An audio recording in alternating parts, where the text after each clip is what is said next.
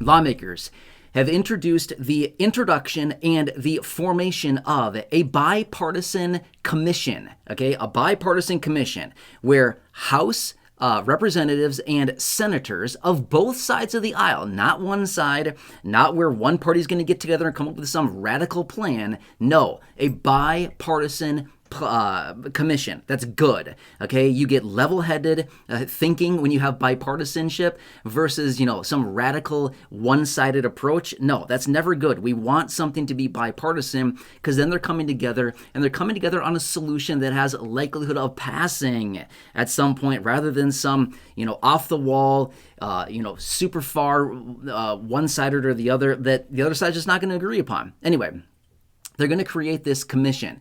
It's going to be a bipartisan commission. Again, House representatives and senators will come together and they will have this small bipartisan group where they will meet for 1 full year. Okay, so they will meet for a full year. The whole idea of this plan is to literally be a think tank. For 1 year, these lawmakers are going to come together and have a think tank where they're going to come together and figure out what is the best solution going forward for the finances of Social Security and the longevity of this program. During that time frame, they're going to collect all of these ideas, again, just kind of breaking down the details of this commission.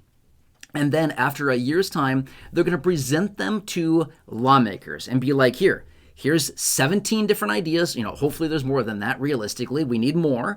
But hopefully they come together with a whole pile of ideas and plans as far as how they can shore up the finances of Social Security. And then they will present them to Congress. And then Congress will have the opportunity to vote them up or vote them down. In other words, say, yeah, sounds good. Let's continue to explore that. Or no, sounds kind of interesting, but no, we're not going to do that. Okay, this is good. Here's why I say this.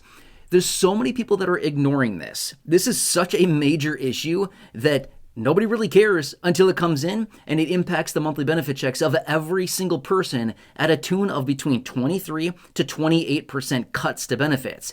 Who's going to listen then? Everybody, because everyone's going to be angry beyond belief who is receiving Social Security if you wake up one day and realize, whoops, lawmakers did nothing and now my benefit just got cut by nearly 30%. It's going to be an ugly day if that happens. It's going to be so bad. But between now and then, nobody really cares. It's interesting how this goes, right? Everybody's just like, oh no, we'll be good. It's like, we only have five and a half years or so. This insolvency timeframe is coming fast. And here's another thing that I want to point out super fast.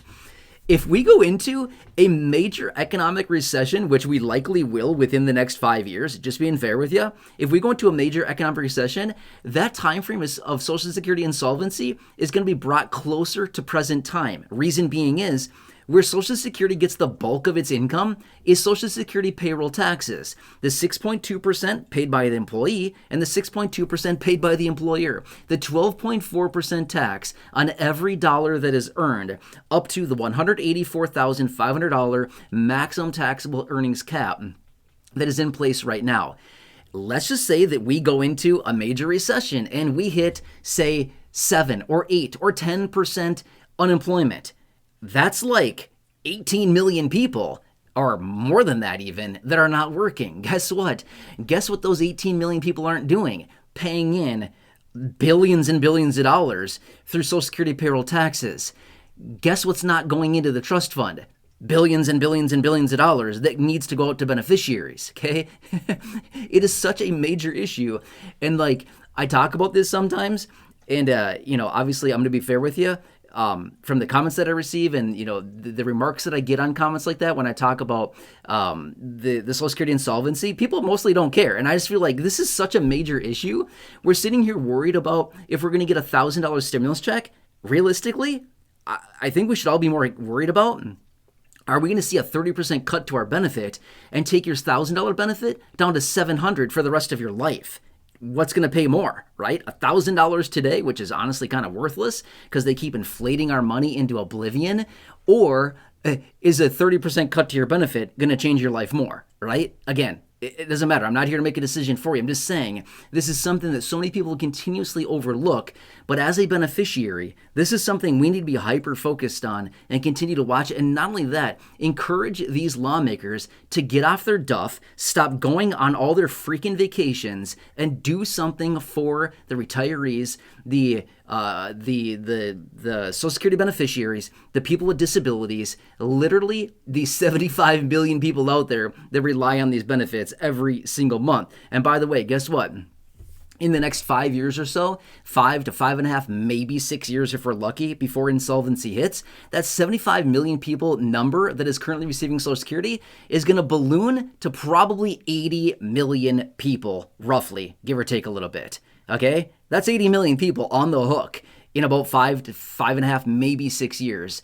They're going to get whacked big time if they don't come up with a solution. It's not going to be pretty at all. It's going to be like really bad. Okay, so anyway, long story short here, this is good. I like to see action. They've already blown it so long here. They've wasted so much time doing nothing. But if we finally can have some kind of commission put together and we're still 5 to 6 years out from insolvency, okay, we still have some time. They've wasted a lot of time for sure, but they need to get on this sooner versus later. Every month, every year that they waste away is time that they need to refill the trust fund before it's too late. Okay, if they wait until a year out, I mean, they've wasted too much time.